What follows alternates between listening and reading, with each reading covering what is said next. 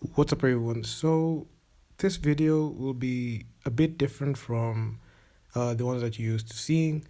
And in this video, I'll just list out a few reasons why Kenya should stop participating in FIBA events. So, you can see the title of the video, and I have a couple of points that I've seen through the years and through just consuming and looking at Kenya basketball with reference to FIBA and recently FIBA 3-on-3, and just giving some insight on why Kenya should stop participating in FIBA events. And just a quick disclaimer: this is not a discouraging video. This is just a video based on facts because I have for the past 2 years analyzed Kenyan basketball, especially in FIBA. If you've been following my channel long enough, you will see that I have talked about every single game that Kenya has played, especially with reference to the Kenya Morans. I have been able to keep track of and cover in time, and if I wasn't available on time. So I have watched majority of the games, and these are just one of the things that remain constant. So I'm gonna just start off from the jump. Number one, poor mentality towards FIBA events. So I feel like Team Kenya, they don't have a good mentality towards FIBA events. They don't take them seriously. They think it's just another walk in the park. And it's funny that I mentioned this because Kenya has participated from the time I checked, like recently 2019 AfroCan, 2020 FIBA AfroBasket qualifiers, 2021 FIBA AfroBasket, this year 2022 FIBA World Cup qualifiers. So the mentality and approach, and also just to mention also the 3-on-3 that they went to Commonwealth. Just to say this, right? There isn't a good mentality towards these FIBA events, considering the fact that the whole world is watching. The whole world is watching that FIBA game that is put there on live TV. People stream them on courtside. Someone can check through an illegal stream on the internet. So a lot of people can be able to watch those games. And also StarTimes put them there. So it's a duty for a team that is not only representing themselves, they're also representing a whole country, a whole nation, in the jersey front and back, not deliver and play dismally and have a dismal performance. And one thing that I have seen, and I've mentioned this, and I also covered this, when you show up with a poor mentality, especially through a FIBA event, it's going to be seen globally, and the international basketball community are going to catch on the way that we take basketball. If we are not sending a quality roster there to represent the whole country, and we have dismal and poor performances, what do you expect? They are not going to revere us or even hold us to any level of respect, especially when it comes to anything matters related to basketball. So, and also like this huge over reliance on the inexperienced excuse.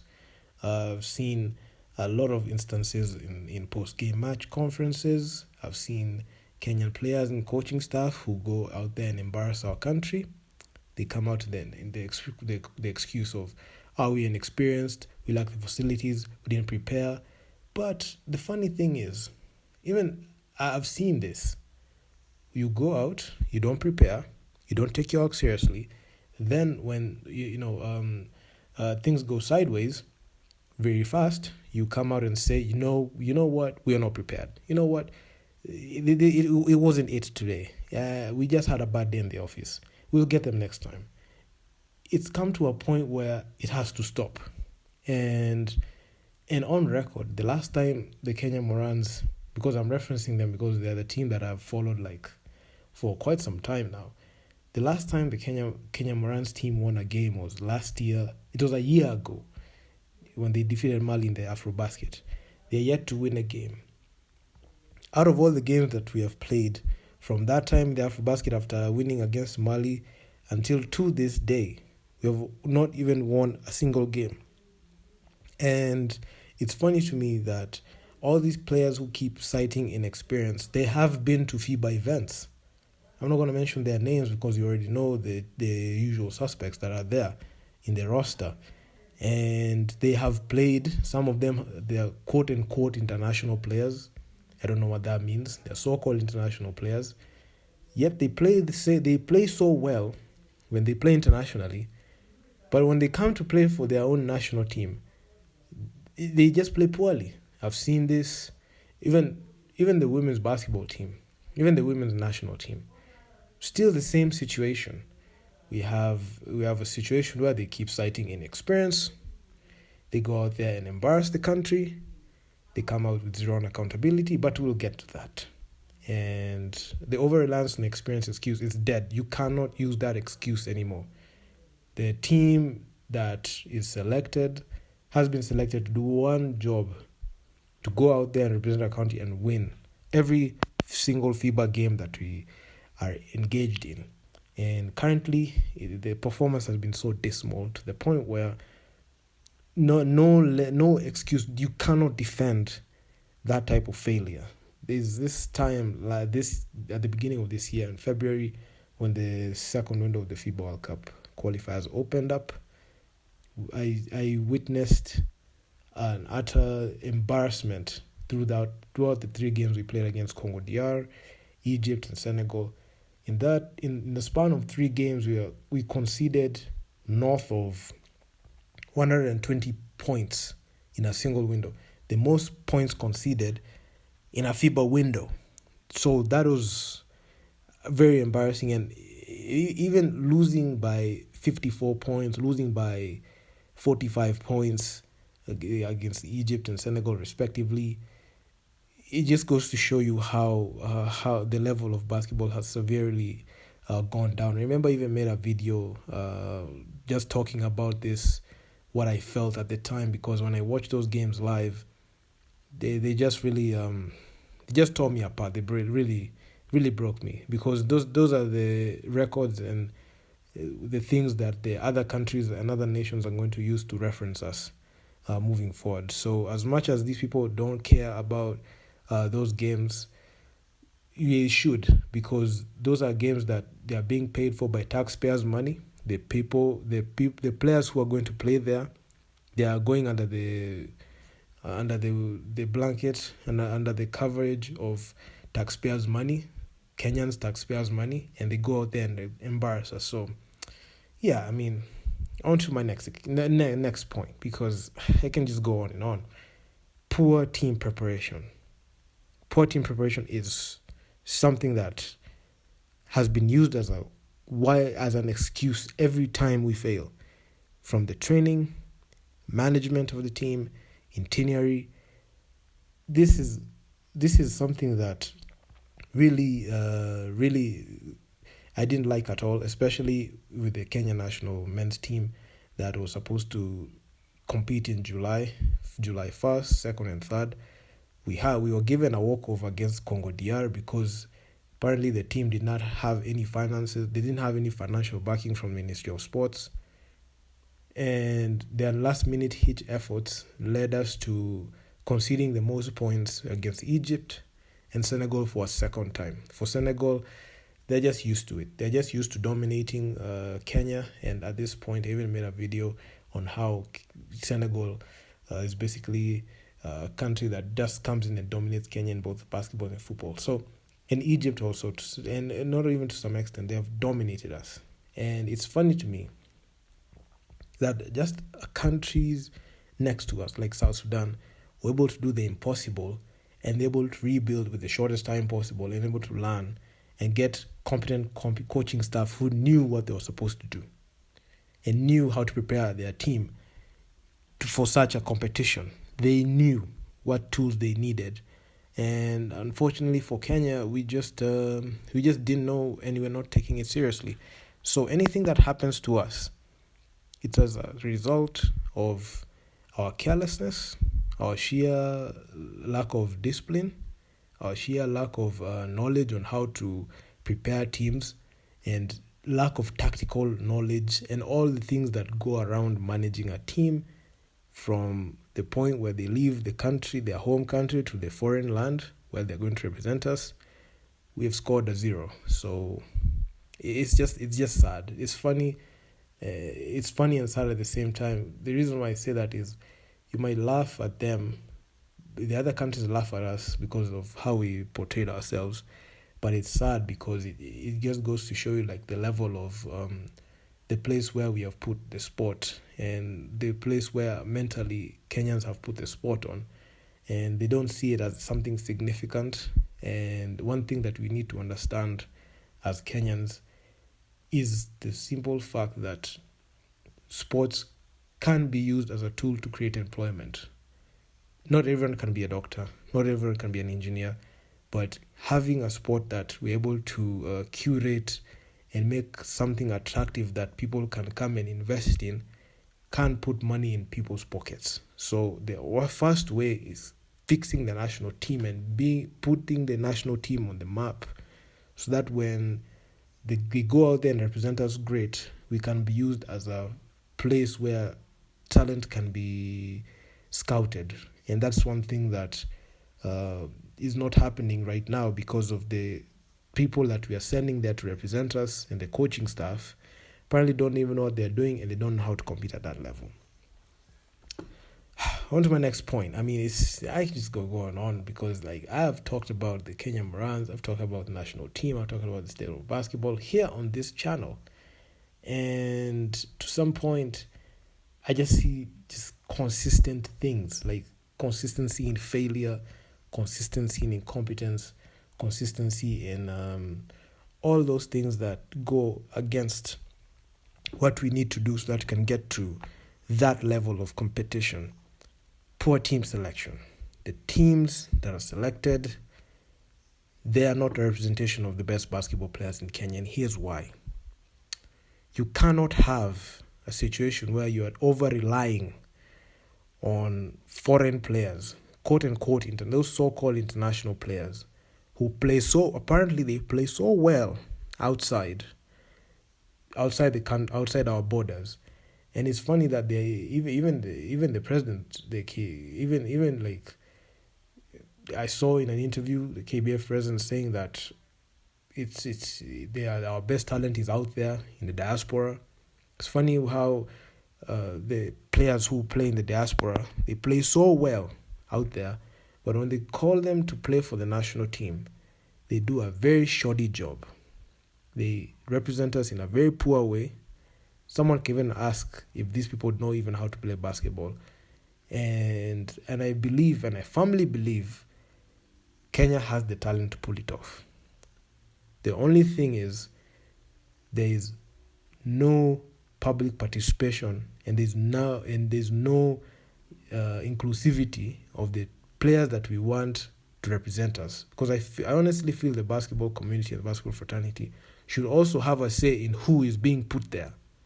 There should be at least a tryout or even a mini tournament that has people who have applied or registered and signed up to represent the national team and work towards getting that spot. Not just giving someone just because they were there. Not just giving someone just because he plays in the Premier League. Not just giving someone just because he plays in a team that you don't even know it exists. Then you just bring him here and assume that he's going to be a LeBron James. It doesn't work like that. I believe we should stop relying on the international players. We should learn, especially the federation, should learn to fish talent within their borders. Because that's the only way we can be able to work on team chemistry. That is one thing that is lacking, severely lacking. Every time I've seen the Kenyan Morans post-game conferences, you're seeing post-game presses, you're seeing, we didn't have good chemistry. The players don't even know each other's roles on the court. Nobody knows what they're supposed to do. They're just playing hero ball, freestyle basketball, free of tactics, nothing. They only know one play, that's transition offense. When that is taken away, they're forced to play in the half court. They fold, they buff up a bad shot, and we end up conceding the points. And it's just something so repetitive. I mean, it's something that you don't want to look at. If you go right now and go to FIBA and you go and look at our games in depth, you will clearly see and understand what I'm saying. And this is not even coming from a point of not knowing. I've seen the games a lot of times. There's this time I was watching Kenya Moran's FIBA games. Like, even I watched it 10 times. I've paid for courtside, make sure to watch those games on playback, extended highlights, everything. Even FIBA on YouTube, I've watched the whole game, the whole 2 hours. And what I see there is dismal and pathetic. And it goes to show you where these people are mentally. And I'm not even sure if these people feel embarrassed when they represent our country and pull off such a poor performance like that. So it's just a sad thing. It's just a sad thing. On to the next point. I mean, it's just going on. Lack of experience and A-level coaching staff to match the tournament. When the national team is sending their best players, of which is assumed that you're supposed to send their best players, but in Kenya that doesn't happen because you just send anywho to go and represent us. You have to have a solid coaching staff that knows how to match the intensity of the tournament. And tactically you have to question how we are going out. We have coaches who don't know how to make plays and even play winning and even manage winning basketball. In-game management is just zero. You're finding a situation where a coach calls a timeout. We are bleeding with a 12-0 run. When the team goes back in the court during the game, they concede another 16 points, 16-0 run from the other side. They call the timeout. So you begs the question: what do these people talk about in the timeout? Do they even know how to make play calls? Those are the things that I've seen. So this time we're just getting battered, left, right, and center. We have lost with the highest margin. Teams like Rwanda didn't win a game, but they didn't look as poor as the Kenya team looked like. And it goes to show you that the whole mentality and lack of vision and lack of mindset in the coaching staff, even lack of tactics, is severely glaring. Just across the pond, you could see, not even across the pond, across our borders, next to South Sudan, they brought in Royal Ivy, assistant coach for the Brooklyn Nets. They have Lowell Deng at the helm. They are punching their ticket to the main event of the FIBA World Cup. We had Coach Liz Mills. I made some few videos. I thought she was the problem, but apparently she wasn't. And she actually proved that she wasn't the problem. I feel like she was an elite coach. That's one thing I came to realize. She's an elite coach. She knows what she's doing. But what she was just given spare parts to work with, especially in the AfroBasket run. KBF did her dirty. They cut her loose. She went and coached AS Saleh, made the BAL playoffs. They got knocked down the first round. But you could see what she was able to do with an elite squad. And looking back, after Coach Liz Mills left, we are yet to win a single game in the FIBA tournament. And this is glaring. I mean, it's pathetic at this point. There's zero team chemistry. Players don't even know each other.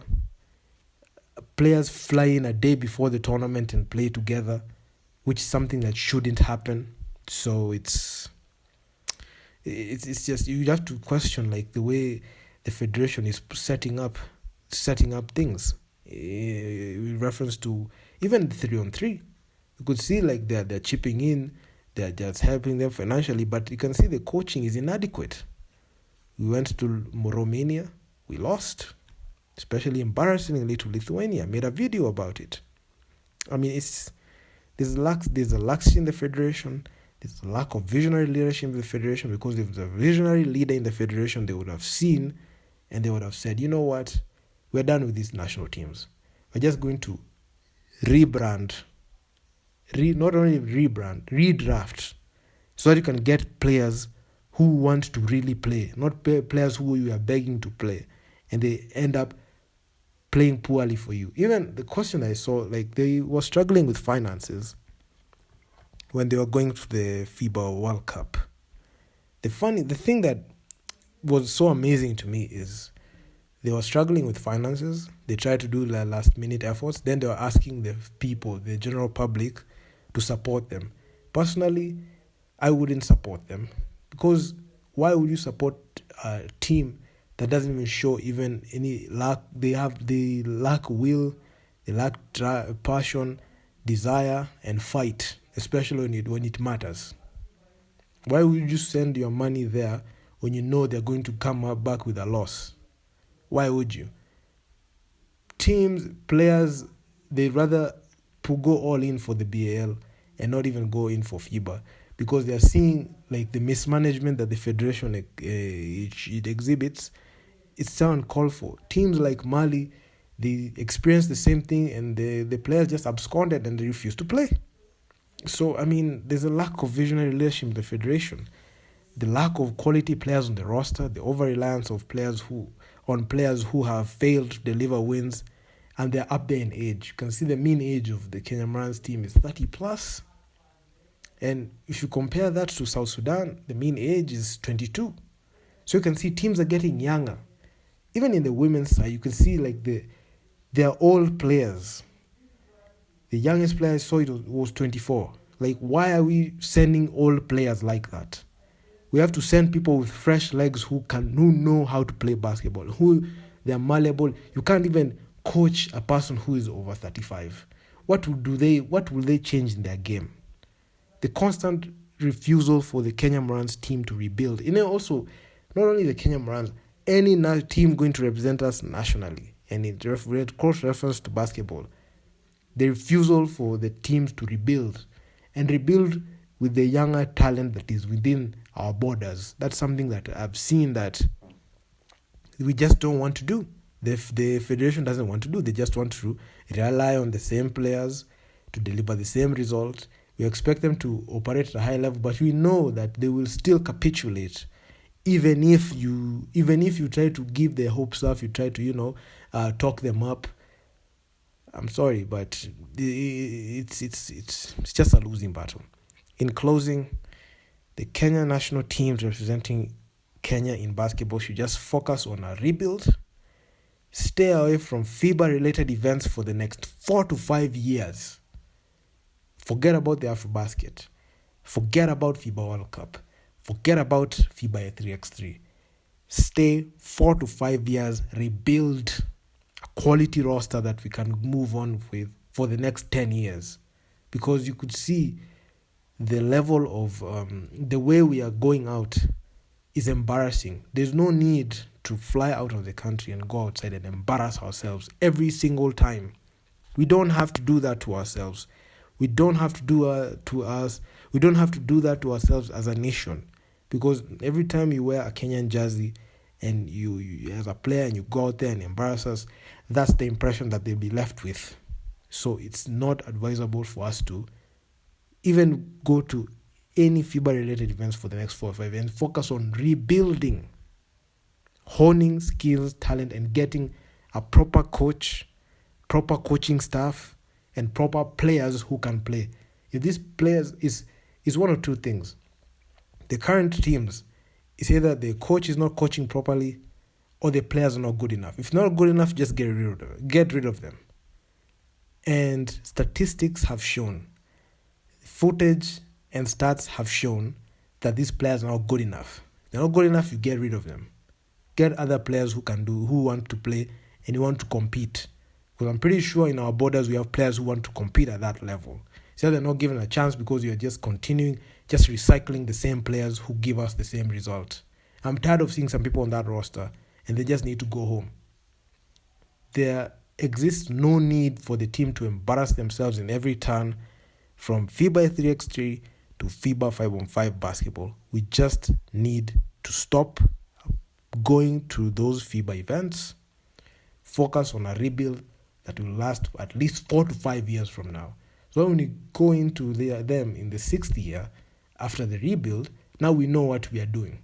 But instead, I know the powers that be will do whatever it is they're going to do, regardless of what I have to say.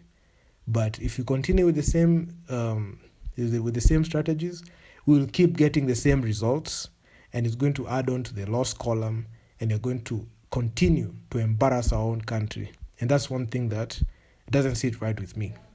And I hope you guys enjoyed. Hopefully, I was able to give you the reasons why Kenya should stop participating in FIBA events. And if you have anything to add, just drop it on the comment section. It will really help me out a ton. And I'm out. Peace out.